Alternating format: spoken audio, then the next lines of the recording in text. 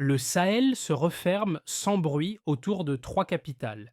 Après les expulsions de troupes françaises, un anneau extérieur prend forme, centre de formation au Bénin, lien de défense approfondi en Côte d'Ivoire, option de déploiement rapide, discussion au Ghana et au Togo, et une cour plus agressive du Sénégal, tandis que le partage de renseignements, la pression financière et l'isolement diplomatique s'empilent. Que reste-t-il aux anciennes puissances si Ibrahim Traoré et ses alliés tiennent la ligne? Un test de souveraineté, étudié de Paris à Washington et Moscou, commence maintenant. Cette séquence promet une lecture claire d'un moment où des décisions locales produisent des effets systémiques. Elle montre comment une série de choix pris sous contrainte recompose des rapports de force bien au-delà du Sahel. Le bénéfice pour le spectateur est simple: comprendre les mécanismes réels derrière les slogans. D'un côté, des États qui affirment vouloir rompre avec des dépendances anciennes, de l'autre, des acteurs extérieurs qui ajustent leurs méthodes sans changer d'objectif. Entre les deux, une zone grise faite de repositionnement militaire, de leviers économiques et de batailles narratives. L'enjeu dépasse la survie politique de gouvernements issus de coups d'État. Il touche à la capacité d'un espace régional à conserver une marge de manœuvre face à des pressions cumulatives sans provoquer un effondrement interne. La question directrice est donc précise. Cette tentative peut-elle produire une souveraineté durable ou n'est-elle qu'une parenthèse avant un retour contraint à l'ordre ancien? Ce qui se joue au Sahel n'est pas une simple rupture bilatérale, mais une stratégie d'encerclement en couches. Après le départ des forces françaises du Mali en 2022, du Burkina Faso en 2023 et du Niger après juillet 2023, les leviers n'ont pas disparu. Ils se sont déplacés. Bases hors frontières, accords de renseignement, pression financière et récits diplomatiques convergent pour contenir trois États qui ont refusé les règles héritées. Dans ce cadre, Ibrahim Traoré apparaît moins comme une anomalie que comme un symptôme. Sa prise de pouvoir s'inscrit dans une séquence régionale où des juntes militaires ont émergé en réponse à une insécurité persistante et à des partenariats jugés inefficaces. Le pari commun est clair: reprendre le contrôle de la sécurité et des ressources sans autorisation extérieure. Pendant des décennies, la présence occidentale au Sahel s'est présentée comme un rempart contre le terrorisme et un moteur de stabilité. Pourtant, malgré l'afflux d'aide et de soldats étrangers, la violence s'est étendue. Les économies sont restées dépendantes et les richesses minières ont continué de sortir de la région. Ce décalage entre promesses et résultats a nourri une défiance croissante. La mini-révélation est là: l'encerclement actuel n'est pas une réaction improvisée, mais l'ajustement d'un système ancien face à une tentative de décrochage. En ce sens, la trajectoire portée par Ibrahim Traoré et ses homologues pose une question structurante déjà ouverte depuis le début. Jusqu'où peut aller une souveraineté revendiquée sous pression permanente? Pour comprendre les premiers effets concrets de cette rupture, il faut quitter la carte stratégique et regarder les trajectoires humaines qu'elle entraîne. Dans les capitales sahéliennes, la transition ne se vit pas seulement dans les communiqués officiels, mais dans des décisions quotidiennes prises par des administrations fragilisées et des forces de sécurité en recomposition. Les chaînes de commandement sont raccourcies, les priorités redéfinies et les attentes populaires montent plus vite que les capacités immédiates de réponse. À Ouagadougou, Bamako et Niamey, des officiers intermédiaires deviennent des acteurs clés. Ils doivent transformer des annonces politiques en réalités opérationnelles, souvent avec des moyens limités. La fermeture de bases étrangères libère des espaces, mais crée aussi des vides temporaires que les armées nationales doivent y combler. Cette phase d'ajustement s'était marquée par des tâtonnements, des succès locaux et des revers peu médiatisés. Pour les populations, les effets sont ambivalents.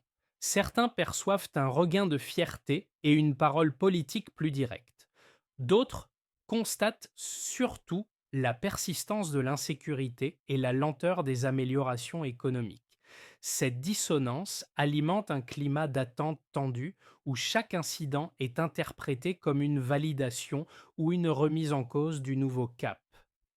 Le point clé tient en une idée simple. Les symboles changent vite, les structures beaucoup plus lentement. Avant les expulsions, l'architecture sécuritaire du Sahel semblait figée. La France et ses partenaires occidentaux maintenaient des troupes, des bases et des accords de coopération présentés comme indispensables à la lutte contre le terrorisme. Les gouvernements sahéliens, souvent fragiles politiquement, acceptaient cet arrangement en échange d'un soutien militaire, financier et diplomatique.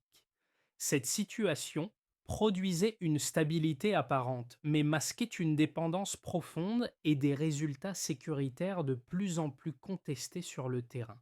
Le déclencheur survient lorsque cette promesse de sécurité cesse d'être crédible. Entre 2020 et 2023, des coups d'État successifs portent au pouvoir des juntes militaires au Mali, au Burkina Faso et au Niger. Chaque prise de pouvoir s'appuie sur un même diagnostic. La présence étrangère n'a pas inversé la dynamique de violence et a limité la souveraineté décisionnelle. Les nouvelles autorités transforment ce constat en acte. Le Mali ouvre la séquence en 2022 en demandant le départ des forces françaises. Le Burkina Faso suit en 2023 sous la direction d'Ibrahim Traoré, puis le Niger tranche définitivement après le coup d'État de juillet 2023. Le moment de tension maximale correspond à ces annonces d'expulsion.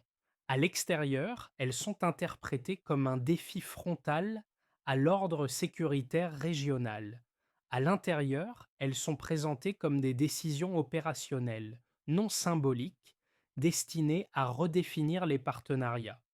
Les retraits s'effectuent sans affrontement direct, mais ils ne signifient pas une reddition occidentale.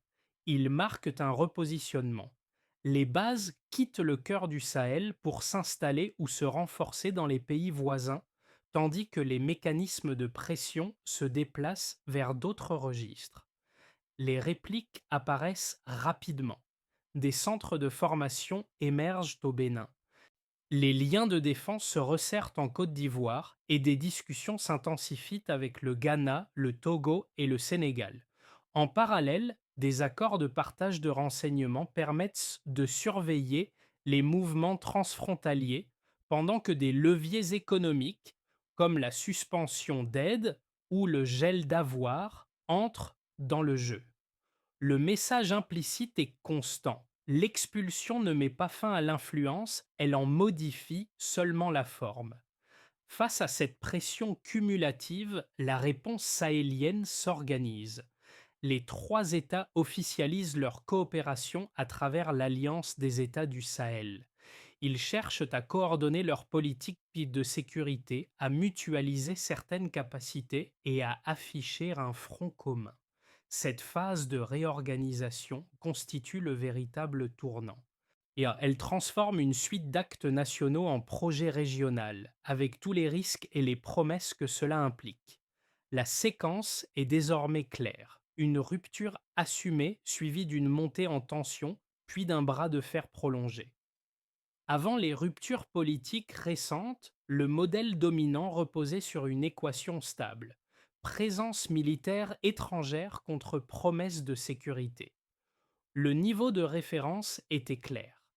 Des milliers de soldats occidentaux étaient déployés, des budgets d'aide affluaient et des dispositifs de renseignement couvraient l'ensemble du Sahel. Malgré cet investissement prolongé, l'insécurité persistait et s'étendait géographiquement, tandis que les États concernés demeuraient parmi les plus pauvres du monde. Le changement intervient lorsque cette équation est remise en cause par les nouveaux dirigeants sahéliens qui jugent le rendement stratégique insuffisant au regard des coûts politiques et économiques. Commençons par un premier indicateur, celui de la sécurité. Pendant des années, les opérations antiterroristes internationales ont été présentées comme essentielles pour contenir les groupes armés. Or, la violence n'a pas reculé de manière durable. Les attaques se sont déplacées, fragmentées et parfois intensifiées, touchant de nouvelles zones rurales et périurbaines. Ce constat alimente l'argument central des juntes. Si la présence étrangère était indispensable, ces résultats auraient dû être visibles.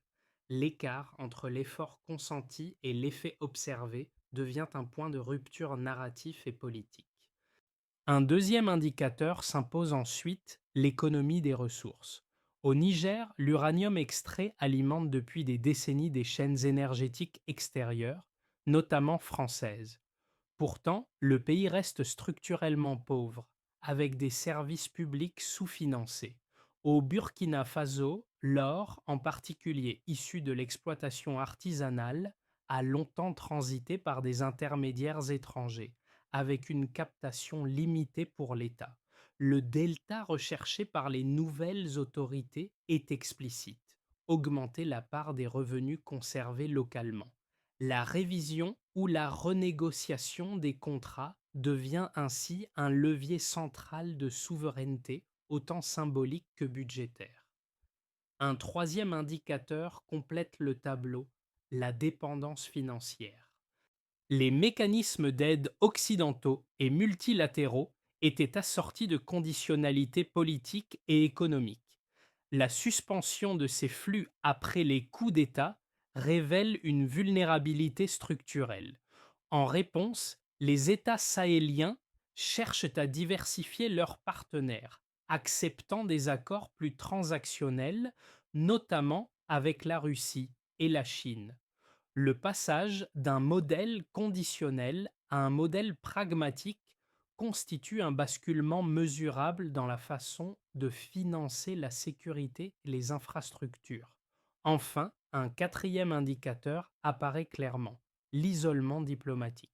Les suspensions au sein d'organisations régionales comme la CEDEAO et les menaces de sanctions traduisent une pression politique accrue.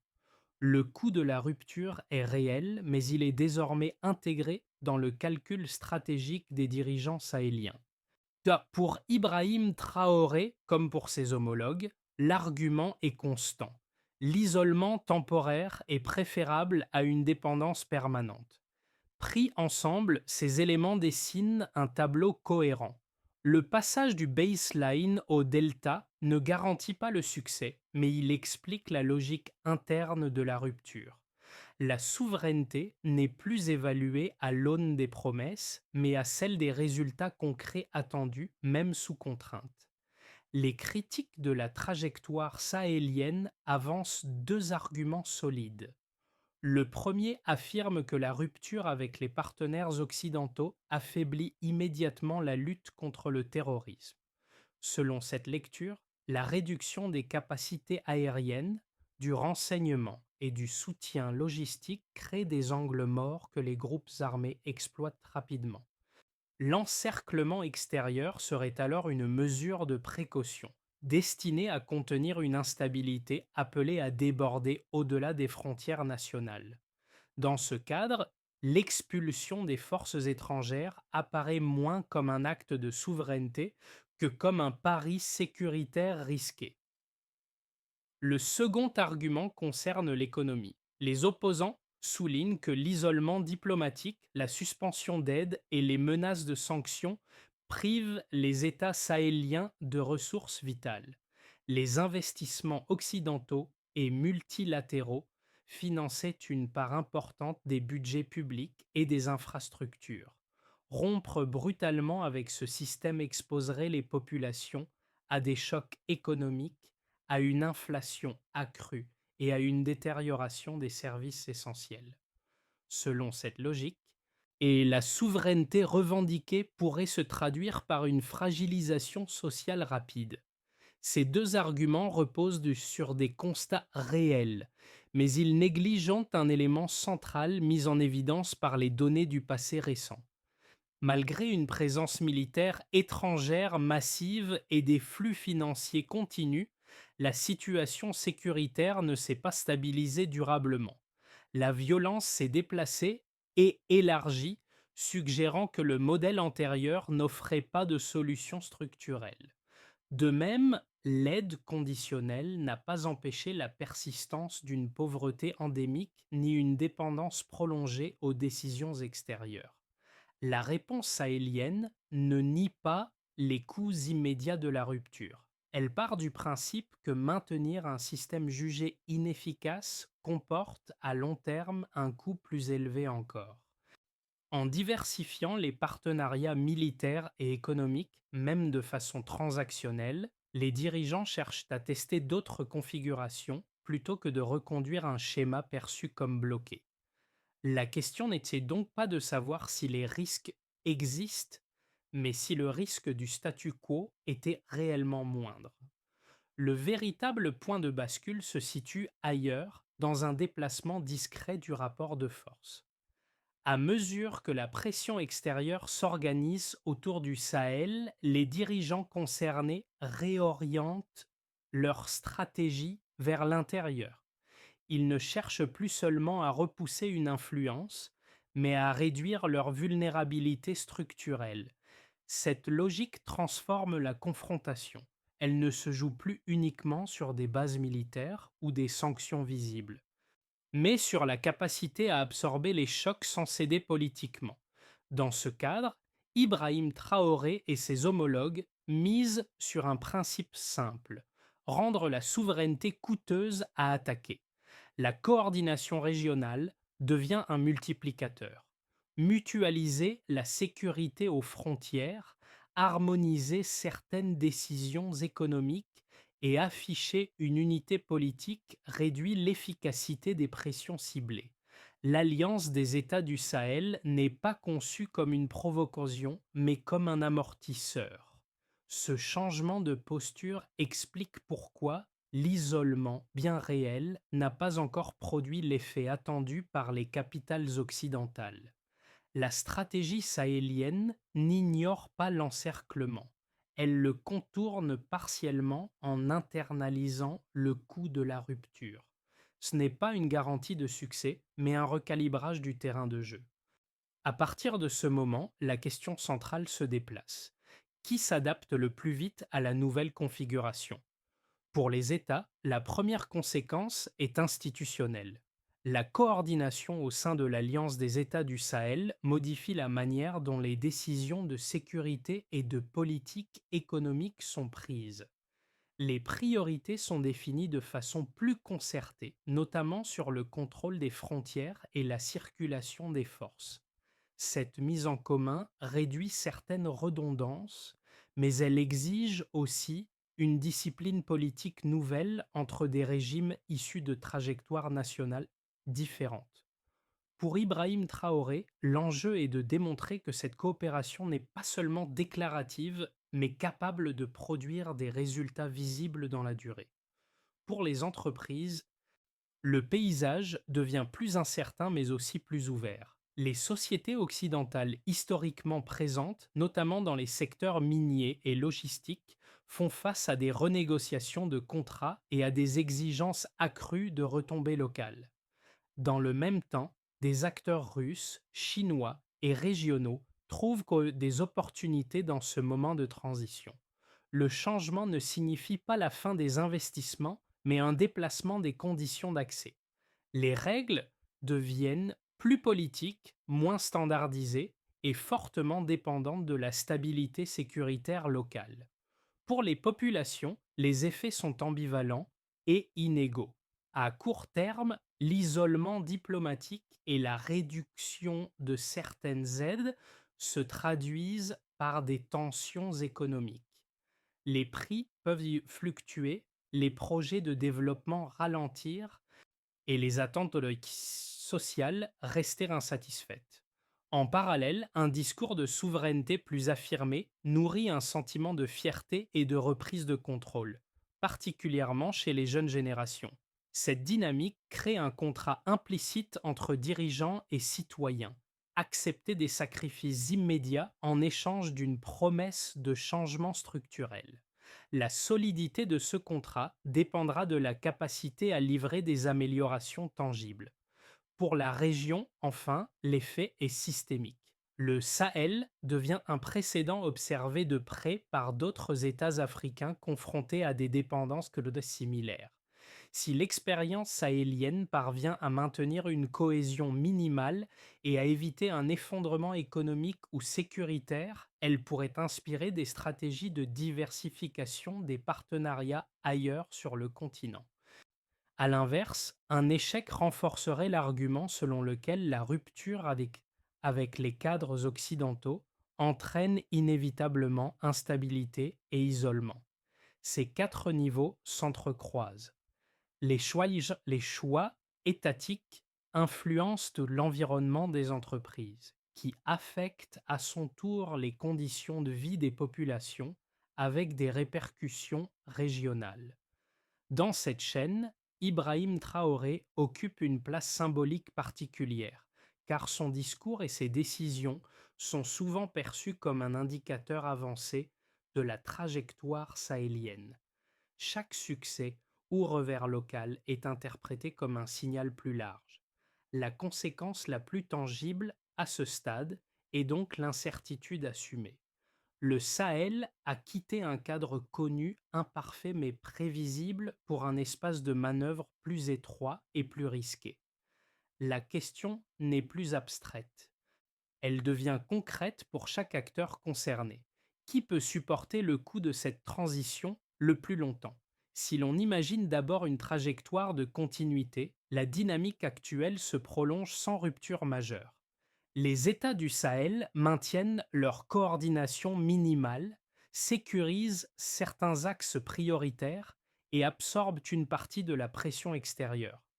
Les partenariats alternatifs apportent des soutiens ciblés mais insuffisants pour transformer rapidement l'économie.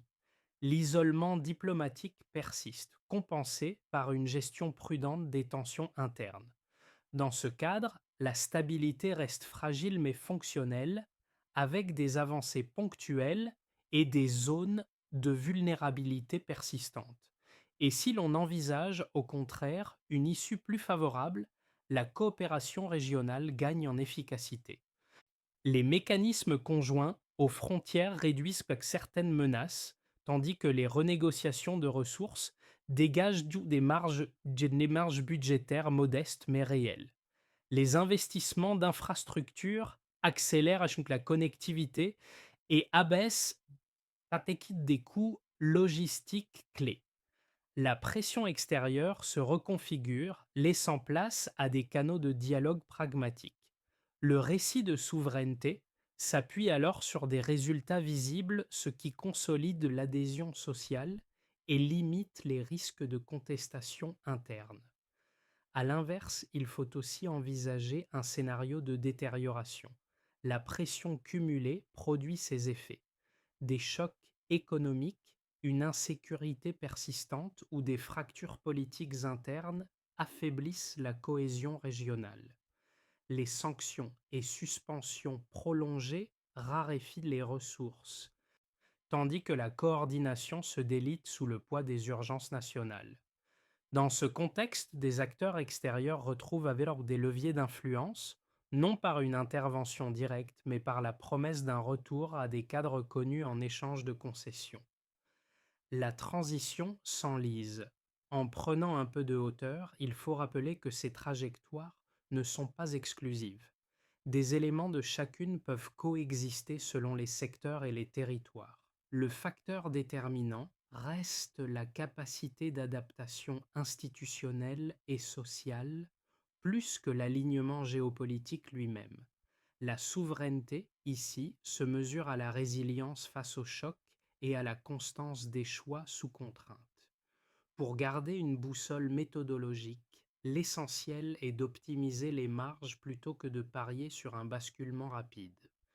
Prioriser quelques objectifs mesurables, protéger la cohésion interne et préserver des canaux de négociation réduit le risque d'un scénario défavorable. Dans cette fenêtre de 6 à 12 mois, la discipline stratégique pèsera davantage que les déclarations. Pour le spectateur, cet affrontement géopolitique peut sembler lointain. Pourtant, ses effets se diffusent bien au-delà du Sahel. D'abord par l'énergie et les matières premières.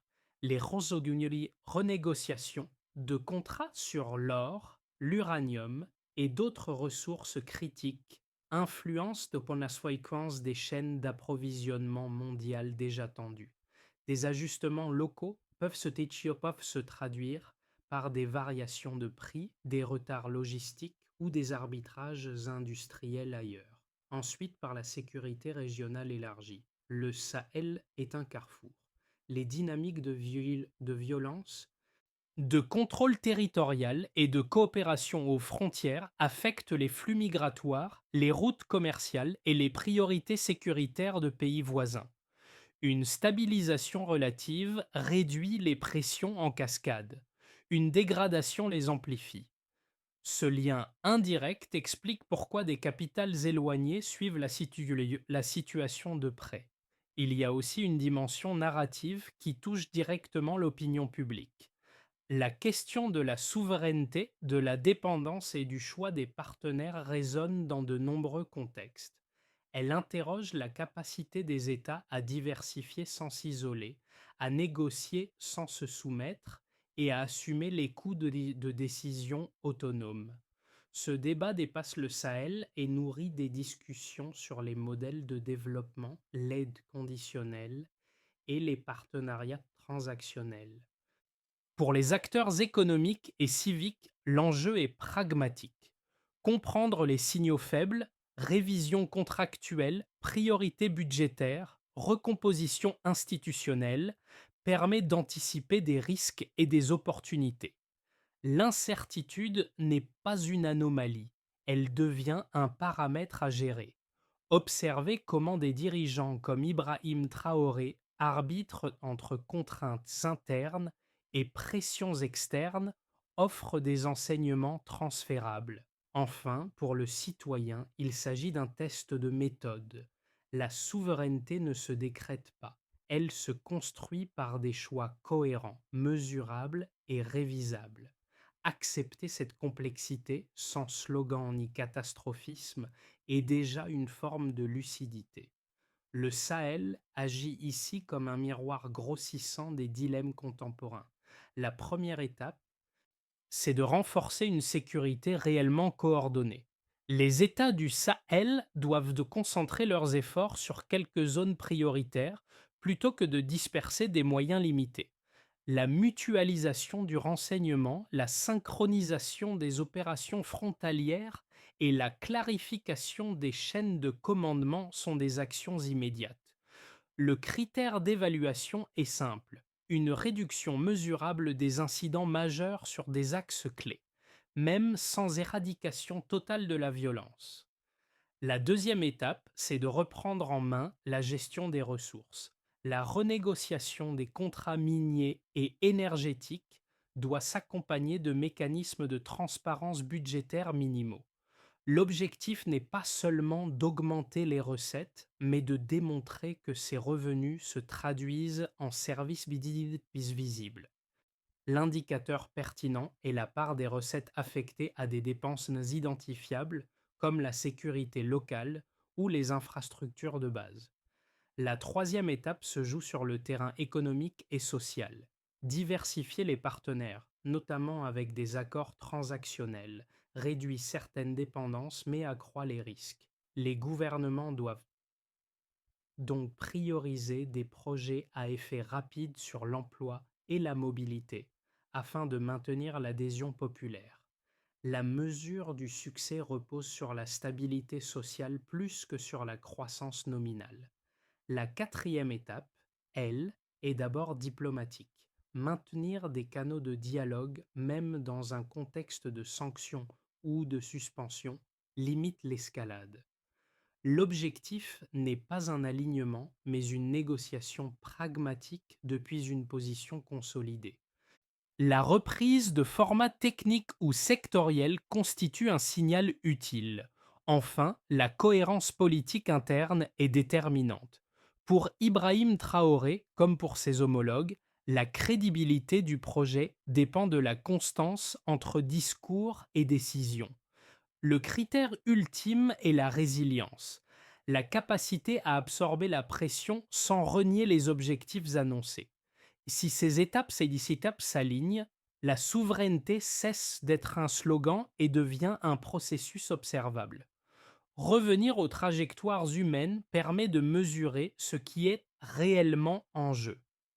Dans les casernes réorganisées, les administrations sous tension et les quartiers ordinaires de Ouagadougou, Bamako ou Niamey, la rupture géopolitique prend la forme d'attentes concrètes.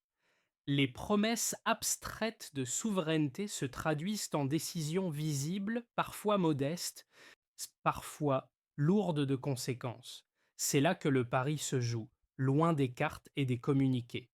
Pour Ibrahim Traoré, l'image publique dépasse la fonction militaire. Elle cristallise une aspiration générationnelle à reprendre la main, malgré des marges étroites et des risques élevés. Cette charge symbolique est une force et une contrainte. Chaque avancée renforce l'adhésion, chaque recul alimente le doute. Le projet n'est pas porté par un seul homme, mais il est souvent lu à travers lui. Le rappel est simple. Les symboles peuvent ouvrir une brèche, mais seuls des résultats durables la maintiennent ouverte. Les populations jugent moins les intentions que les effets, moins les alliances que la capacité à améliorer la sécurité, l'accès aux services et la dignité quotidienne. C'est à ce niveau que se décide la solidité d'une trajectoire. Et la souveraineté se prouve dans la durée. Ce retour au terrain boucle la séquence. Il rappelle que les choix stratégiques n'ont de sens que s'ils tiennent face au temps, à la pression et à l'usure. C'est cette endurance, plus que les discours, qui déterminera l'héritage du moment actuel. Au terme de ce parcours, une chose s'impose. Le Sahel n'est plus un simple théâtre périphérique. Il est devenu un espace où se testent des choix que beaucoup d'autres observent sans encore les assumer. Les décisions prises aujourd'hui, sous contrainte et parfois dans l'incertitude, dessinent des lignes de force qui dépasseront largement les frontières régionales. Elles interrogent la manière dont la souveraineté peut être négociée, défendue et ajustée dans un monde multipolaire. Pour le public, l'enjeu n'est pas d'adhérer à un camp, mais de comprendre les mécanismes à l'œuvre. Observer comment les dirigeants sahéliens arbitrent entre pression extérieure, attentes internes et partenariats alternatifs permet de dépasser les récits simplistes. Cela invite à comparer, à nuancer et à relier cette expérience à d'autres contextes où la dépendance, l'autonomie et le coût du choix sont également en débat. Ce moment appelle donc moins des certitudes que des questions ouvertes. Quelle forme de coopération résiste vraiment à l'épreuve du temps? Jusqu'où un État peut-il diversifier ses alliances sans s'isoler? Et comment mesurer concrètement le succès ou l'échec d'une souveraineté revendiquée sous pression? La suite de cette histoire reste à écrire. Elle mérite d'être suivie avec attention, esprit critique et dialogue.